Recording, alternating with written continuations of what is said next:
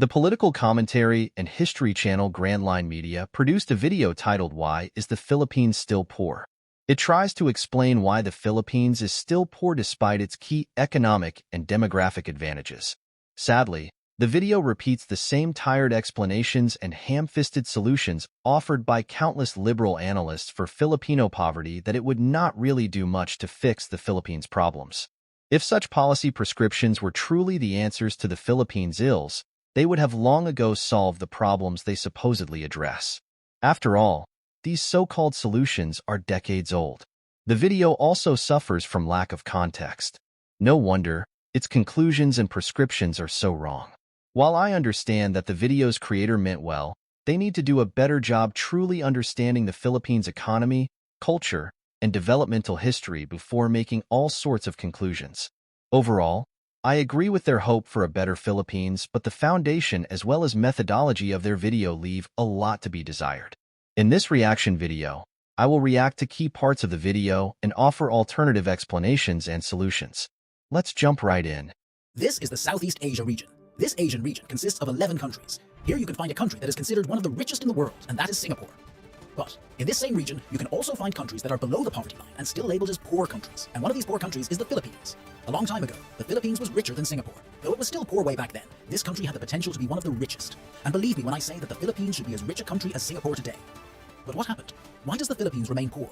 What are the real reasons why this nation cannot overcome poverty? Why is Singapore rich compared to the Philippines if they had the same potential to begin with?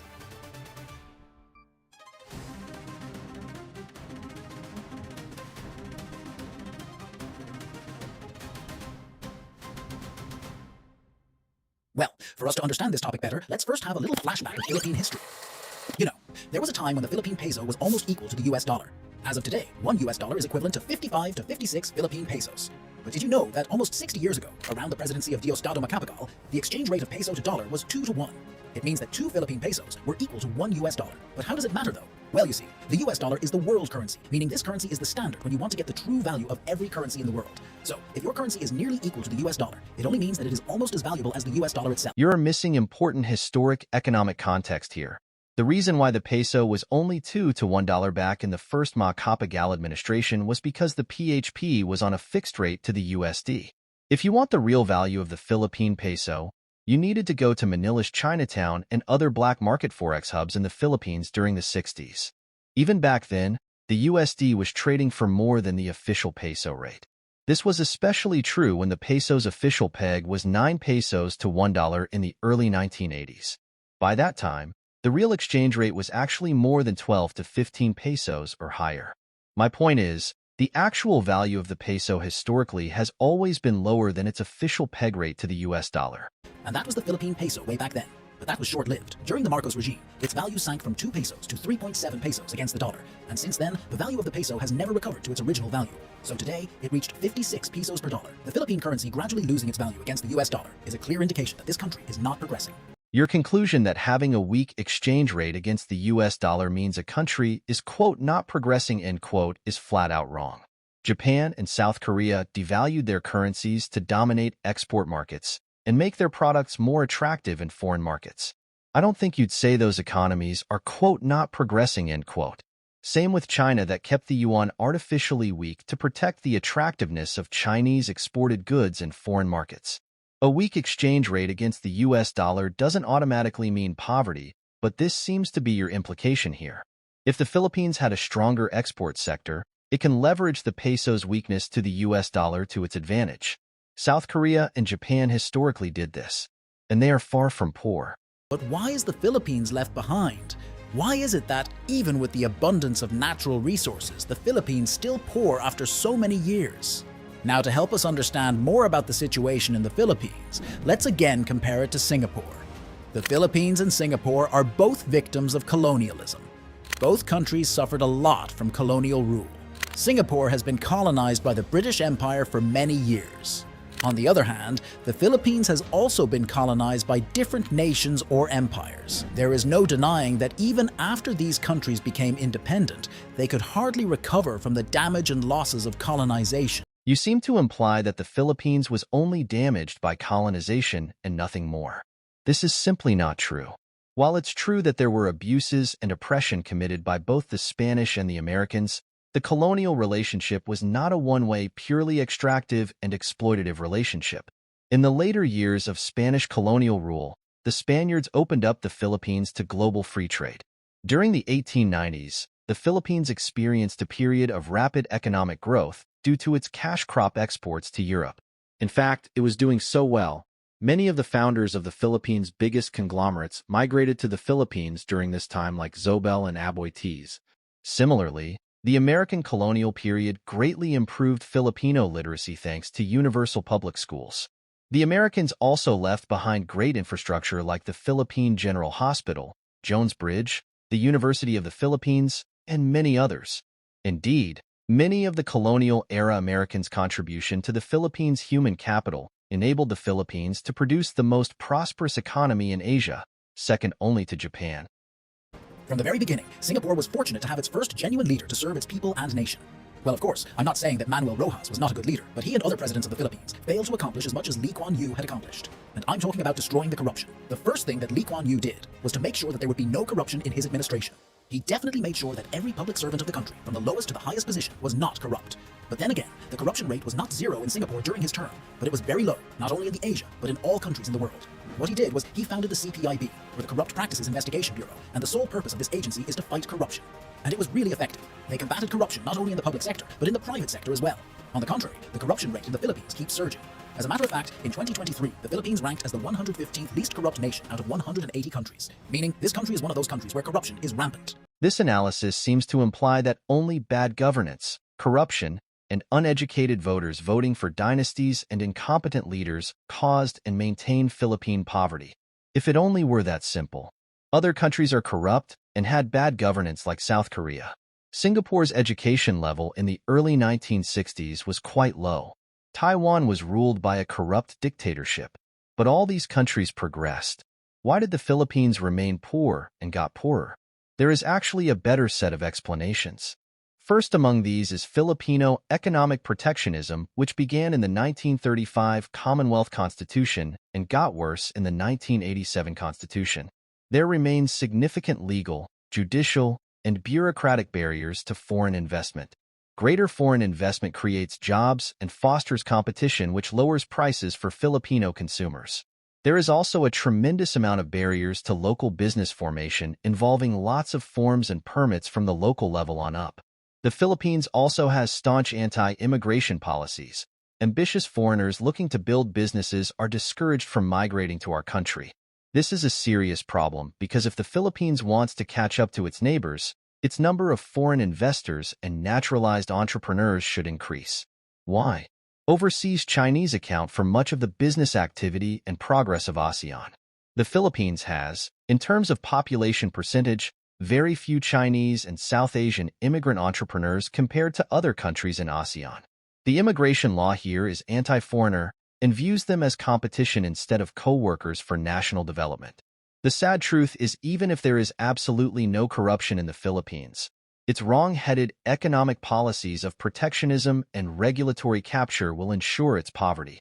Another factor that greatly hampers Philippine economic progress is the reliance on government development of industries and the economy.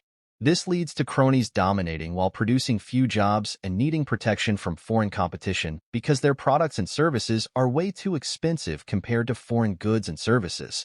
As a result, local big businesses have gotten into the habit of partnering with the government to quote develop end quote the economy through closing or restricting foreign competition and siphoning off foreign investment into a few big local partners. The end result? High prices, few jobs, lousy services and products. Another cause of poverty is the uneven economic development between the largest island of Luzon and Imperial Manila on one hand and the rest of the Philippines on the other. This is why so many people flock to the capital, creating gridlock, horrible urban poverty and blight, and pollution.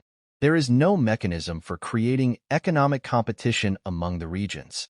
Everything is centralized in the NCR region where there are default monopolies and state control is the strongest. The Philippine state tries to discourage imports until it is forced to due to high inflation and sheer uncompetitiveness of local players. Singapore is a free market for imports. It is also a free market for investments. The Philippines puts a cap of 40% foreign ownership in businesses in certain key industries.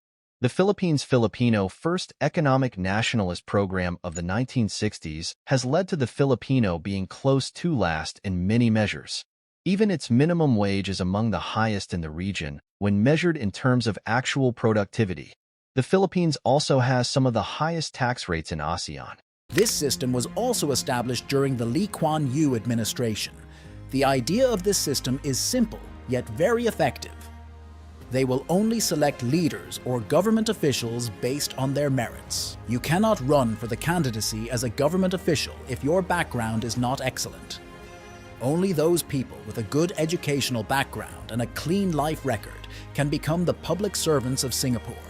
But again, in the Philippines, anyone can run from the lowest to the highest position in their government. Well, it was just quite normal though. For a democratic country, right? Anyone can have the right to become the leader of the country. But that is the main issue here. Because the Philippines has no meritocratic system, anyone can run for a spot in the government.